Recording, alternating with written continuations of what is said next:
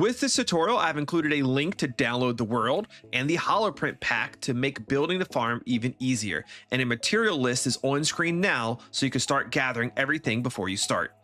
If you have any additional questions, join my Discord channel where we have a dedicated help section for anything Minecraft related. Lastly, if you enjoy Minecraft Bedrock content of any kind, be sure to click the like button and subscribe to the channel. Now let's start building the farm. First, I'm going to show you how to build the farm that was in the showcase. I will explain how it works along the way, and then at the end I will tell you how you can modify things for the farm yourself. So we're going to want to go up 1, 2, 3 blocks and leave a dirt block right there, and we're going to want to have 25 dirt blocks in a row going down.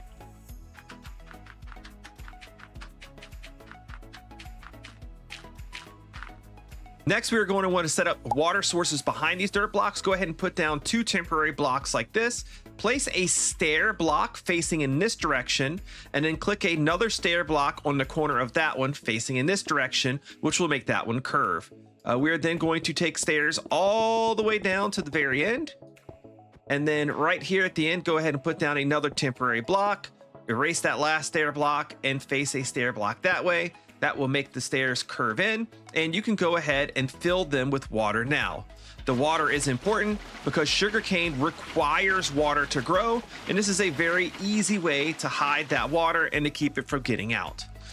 With that there, we can go ahead and put down our sugarcane now. I recommend putting it down nice and early because sugarcane does take a while to grow, especially its first growth. We can go ahead and put any solid block you want to back here. This is just going to be decorative for you. We can then put pistons facing in this direction on top of those like that.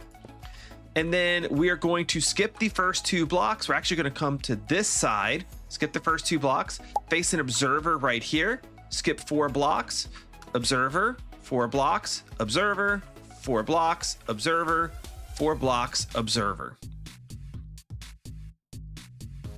And you should be left with this.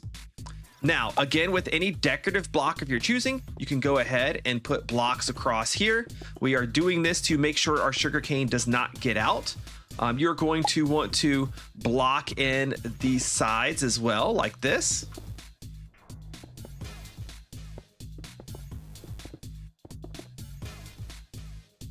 Go ahead and frame in the front. Again, this is a decorative bit that we're doing. You can do the top as well. And we want to make sure nothing flies out the top, so we are going to cover the top here too.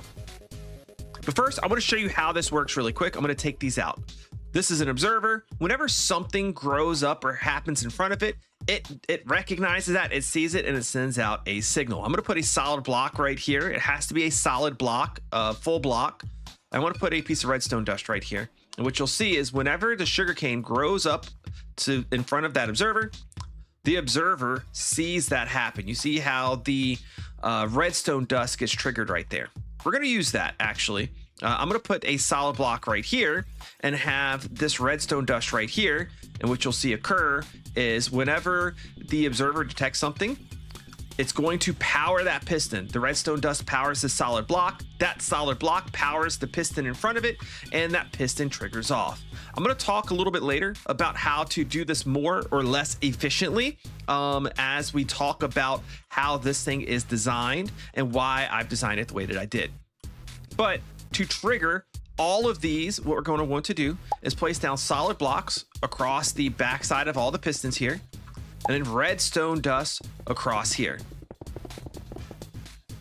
Now the redstone dust will go out a total of 15 in either direction, which means whenever this observer sees the sugarcane grow up 1 more, it will send a redstone signal out, and that signal will go 15 blocks in each direction. So you'll see a lot, but not all of the pistons will fire when I do that. Same thing goes for over here. Almost all of them fire. When this one goes off, all of them fire. So having the observers spread out every 5th block allows us a pretty decent level of efficiency. You could technically not have these side observers and only have the center one, but that means that the pistons are only going to go off when this center one grows. That's it. And the less observers you have, the less efficient your farm is. Sugarcane can only grow up to be 3 blocks tall, so that height, and whenever some of these get up to this height, like this and this and this, but these other ones have not grown, your farm is technically being slowed down. You're slowing down your farm because you're not observing this one or this one. Every block that you don't observe is a potential slowdown for your farm. Now, that's just going to depend on you and your preference. You could put an observer every block if you want to, or you can have an observer spread out like this. This is a pretty efficient use of materials. We will have a little bit of slowdown from not having one every block, but having one every 5th block will be pretty good. Next, because we always want to be able to see what's going on in our farms, we're going to put glass in the front. Do not use glass panes because your sugarcane will get stuck and you will not be able to collect it with the collection system that we're using here. Now, what I'm going to do is go to the center here. I'm going to take my chest and I'm going to put down a double chest directly underneath this block right here. I'm going to face a hopper going into it, actually 2 hoppers going into it. And I'm going to have solid blocks go all the way down here. And I'm going to bring it to the end right here and then go up one like that. I'm going to do the same thing over here where I come all the way down to the end, go out one and go up one just like that. I'm going to put a powered rail here with a lever. I'm going to count a few blocks over from here. Let's say 4, put a lever here with a powered rail, go 4 this way, a lever with a powered rail, and then right here, a lever with a powered rail. I'm going to put regular rails going all the way through here, here, here, here. I'm going to hold down crouch, put those ones down, and place them the rest of the way through. And lastly, I'm going to take a hopper minecart, place it down right here. That hopper minecart is just going to bounce back and forth. And that's it. As far as the farm being functional, this thing is done. You can essentially think of this as 5 block segments. So you can make this as big as you want to. You could make it 5 wide or 100 wide. It's kind of up to you. You're just going to keep scaling it up. Again, if you want it to be more efficient, all you have to do is replace some of these solid blocks with observers. The more observers you have, the more expensive your build is, and technically the more laggy it can be, but also the more frequently it will collect the sugarcane, meaning you will get higher rates for your farm.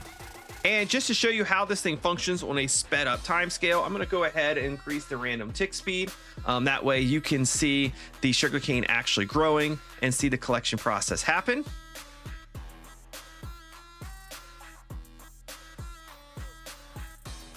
And there we go. It is collecting. It is collecting. And essentially, that's how this thing is going to work. The sugarcane is going to continually grow slowly over time.